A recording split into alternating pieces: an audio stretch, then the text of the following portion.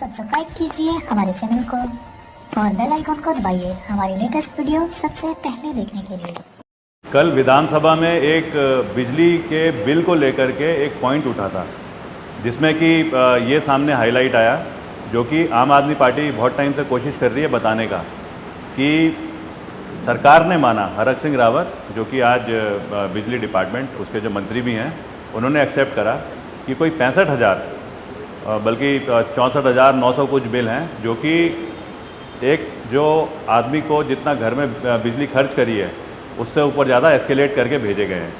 तो ये अगर सिस्टम इस तरीके से बनाए जाएंगे कि बिजली के बिल की रीडिंग लेने के लिए कोई कंपनी को आउटसोर्स करा जा रहा है, वो कंपनी जा कर के बिल मीटर्स की रीडिंग ले रही है, और उसके बाद में पता चल रहा है कि इन्फ्लेशन इतना ज़्यादा है कि कई जगहों पे तो ऐसा है कि 20,000 रुपये नहीं बढ़ा है बिल, 40,000 नहीं बढ़ा है, 4 लाख नहीं बढ़ा है। एक जगह ऋषिकेश में 20 करोड़ का बिल आ रखा है। मतलब मेरे को लगता है कि ये तो बड़े खुलेआम वाली चीज़ है कि 20 करोड़ का बिल तो मेरे ख्याल से पूरे उत्तराखंड की 20% जनसंख्या का आता है। अगर इस तरीके के बिल बिजली विभाग से आ रहे हैं तो फिर वो कौन सी मॉनिटरिंग है, वो कौन से तरीके हैं जो कि आउटसोर्स करके बिल लिए जाते हैं, बिल की डिटेल्स ली जाती है और उसके बाद ना बिल अपनी मर्जी से भर के भेज दिए जाते हैं। आज बिजली उत्तराखंड का एक मुख्य मुद्दा बन रखा है। हम लोग कई जगह जब चर्चा कर रहे हैं तो बुजुर्ग लोग हमको बोल रहे हैं कि एक होती थी वृद्ध पेंशन, यहाँ पे जो हर किसी को मिलनी चाहिए। कहते हैं क्योंकि हमारे घर से कोई ना कोई आदमी उस सीमा को पार करता है जो कि उसको पैसे मिलते हैं, पेंशन मिलती है या उसके बच्चे को नौकरी मिलती है। कहते हैं हमको ना ये पेंशन नहीं मिलती, अगर हमें बिजली के बिल भी माफ़ कर दिया जाएँ तो हम फिर भी अपने गाँव में रह सकते हैं। मेरा बोलने का मतलब ये है, आज बिजली ऐसा मुद्दा है जो कि साइलेंट ज़रूर है, लेकिन उसकी एक्सेप्टेबिलिटी ना इस तरीके से देखी जा सकती है कि आम आदमी पार्टी जब बिजली का रजिस्ट्रेशन करा रही है कि पार्टी पावर में आएगी तो कैसे 300 यूनिट बिजली देगी, उसकी जो रजिस्ट्रेशन की जो नंबर हैं, लोगों ने जो अभी तक रजिस्ट्रेशन करा दिए हैं 10 लाख से ऊपर क्रॉस कर चुका है। अगर बिजली के मुद्दे को लिया जाए और इस मुद्दे पे खाली हम पॉलिटिक्स ही करते रहेंगे और वैसे वाली पॉलिटिक्स जिसमें बात करी जा रही है, तो शायद मेरे को लगता है कि सरकार ने अपने गवर्नेंस के जो तरीके हैं वो ना टोटली छोड़ दिए हैं।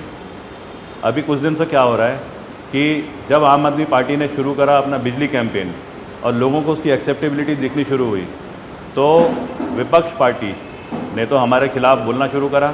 जो सरकार में जो पार्टी है, भारतीय जनता पार्टी, उन्होंने खुलेआम वो कार्रवाई शुरू कर दी है जिसे मैं बोलूँगा कि लॉ एंड ऑर्डर को तोड़ना। हमारे पोस्टर फाड़े जा रहे हैं, ठीक है, हमारे कार्यकर्ता अपनी अपनी जगहों पे अपनी इच्छा से कुछ ना कुछ समाज के लिए करने की कोशिश कर रहे हैं। वो ऑटो रिक्शा हायर कर रहे हैं रक्षाबंधन के दिन हरिद्वार में, और ऑटो रिक्शा इसलिए कि बहनें अपने भाइयों को राखी बांध नहीं जा सके, और उसके लिए ये एक गाड़ी की सुविधा दी जा रही है। ऑटो रिक्शा ड्राइवर को सरकार बंद कर दे रही है। पुलिस का मैं समझता हूँ कि जब उसके ऊपर दबाव आएगा तो उसे करना पड़ेगा। अगर इस तरीके से सरकार हमको रोकना चाहती है, अगर इस तरीके से सरकार उन मुद्दों को रोकना चाहती है जिसको कि आज जनता की बहुत ज़्यादा ज़रूरत है, तो कहीं ना कहीं सिस्टम इतना ज़्यादा टूटता जा रहा है कि हर किसी पे ना भरोसा ख़त्म हो जाएगा। अभी कुछ दिन पहले फिर क्या हुआ, हमारे पोस्टर जब लगाए गए तो 8 वो लोग जो कि काम करते हैं, जिनका परिवार उनकी रोज़ की जो तनख्वाह मिलती है, जो पैसे मिलते हैं, उस पर निर्भर करता है, उन लोगों को बंद कर दिया गया। पहली बार हुआ है कि पोस्टर लगाने के चक्कर में किसी पॉलिटिकल पार्टी के एक इंटरेस्ट को देखते हुए सरकार ने खुलेआम उन लड़कों को पकड़ा और जेल में बंद कर दिया। उनकी जमानत नहीं हो पा रही है अभी तक। और जमानत क्यों नहीं हो पा रही है कि हम लोग पूरी कोशिश कर रहे हैं कि ये लड़के ना छूटें। ये 8 जो लोग हैं, ये नौकरी करते थे, ये पार्टी के मेंबर भी नहीं थे, इनके घर की रोजी रोटी चले। तो क्या हो रहा है, हम लोग एक जगह से जमानत की कार्रवाई करा रहे हैं तो ना अगले दिन पार्टी दबाव डाल करके किसी और थाने में उनके ऊपर केस कर दे रही है। मतलब ये जो चीज़ है ये तो ना बिल्कुल ही नॉन एक्सेप्टेबल है।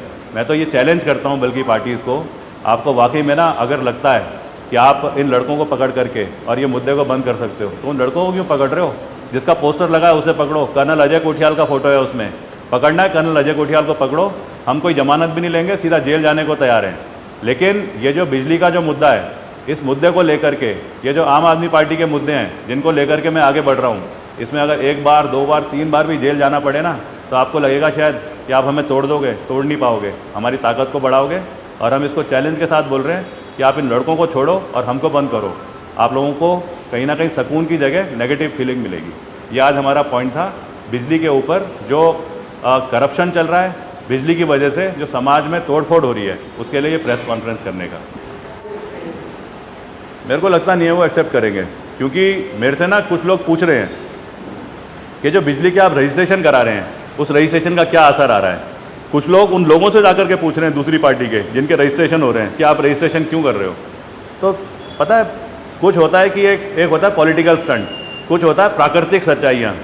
जैसे हम सर्वे करते हैं तो सर्वे होता है स्टैटिस्टिक्स के बेसिस पे, लेकिन एक होता है ह्यूमन सर्वे, इंसानी सर्वे। मैं इंसानी सर्वे जो कि देख करके लगता है और लोगों से जो इनपुट आ रही है उसको देख के जो समझ में आता है। आज बिजली का इशू तो उनके हाथ से निकल गया है। वो अब कोई ना कोई ऐसा इशू लेकर के आएंगे कि आम आदमी पार्टी को बिजली पे चैलेंज नहीं, आम आदमी पार्टी की जगह वो कोई और मुद्दे को लेके आए, क्योंकि बिजली में तो वो पीछे हट गए, नहीं आ पा रहे आगे। खत्म कर दी आम आदमी पार्टी ने, तो उत्तराखंड के आए हुए। देखो, बिजली का मुद्दा तो एक बहुत इंपॉर्टेंट मुद्दा है। हम इसे किसी ऐसे बच्चे की तरह नहीं समझाना चाहते कि बिजली का मुद्दा हो गया हम दे देंगे फ्री।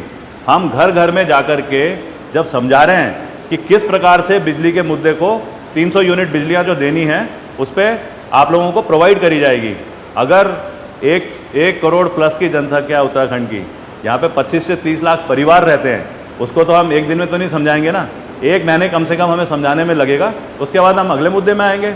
लेकिन कोई भी चीज़ हम शॉर्टकट के तौर पे नहीं बोलेंगे कि भैया ये 5 पॉइंट है, इन 5 पॉइंट को हम करेंगे जब सरकार आएगी।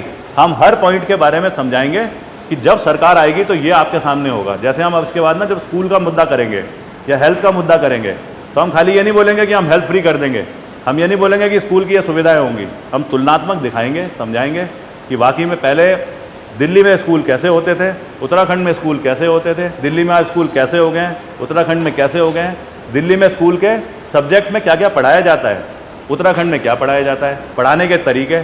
तो एजुकेशन इतना छोटा मुद्दा थोड़ी है, खाली हमने बोल दिया। हमें समझाना है, तब जाकर के तो जनता समझेगी कि वाकई में ये पार्टी आ रही है तीसरे विकल्प के तौर पे। इस पार्टी में वाकई में दम है, इस पार्टी में वाकई में सोच है। अजय कोठियाल जिसने फौज छोड़ करके ज्वाइन करी है, उसने वाकई में समझदारी से ये पार्टी ज्वाइन करेगी। ये जनता को समझाना भी है हमने।